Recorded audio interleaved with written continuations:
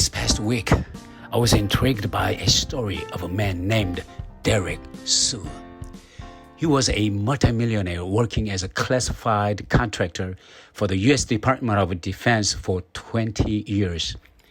When he retired from his work due to some health issues in 2007, he was only 47 years old. He had a $1 million home in one of the most prestigious places in the city of Oakland, yet he bought another house for $500,000 on a beautiful lake in North Carolina, and he also owned not one, not two, but 3 beautiful boats. Man, he was a rich man indeed. However, 2.5 months later, his financial institution went bankrupt overnight with no warning. It was devastating. Even though he had a plan B, it didn't work out due to what was going on during those days. He lost it all and became totally broke. He had no place to go, and he decided to come and live with his father in Oakland. But his father collapsed one day because of his medical condition, colon rectal cancer, which his father hid from him all along.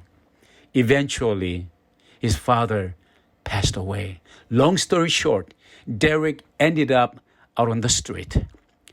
He found a place where he could hide himself from the public, and one by one, those homeless people came to join him in the same place. And it grew big enough to be a tent community. With much effort and wisdom, Derek kept that place clean and orderly, not like the average, ordinary homeless community.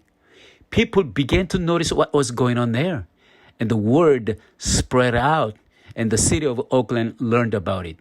And finally, their place became a city-sanctioned tent community. It drew lots of attention throughout the country, and people began to support his dreams and vision as a community builder. I was personally moved by his story and testimony, and I thank God for him and what he has been doing. He once was a rich man and lost virtually everything he had, but he didn't quit. He didn't give up. He took courage to bounce back, not only for himself, but also for those in need around him. Derek's story reminds me of another story in the Bible.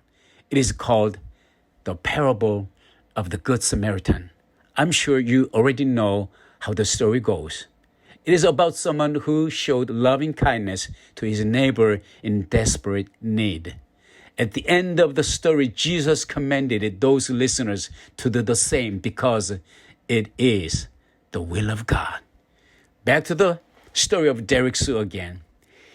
Did you know that he's running for the Oakland City Mayor in 2022? It is amazing, isn't it? I would definitely vote for him if I were living in the city of Oakland. Who knows what might happen? By the way, I got connected with him through email this past weekend. In his response to my email, he mentioned that he had been a Christian in his entire life. Praise be to God.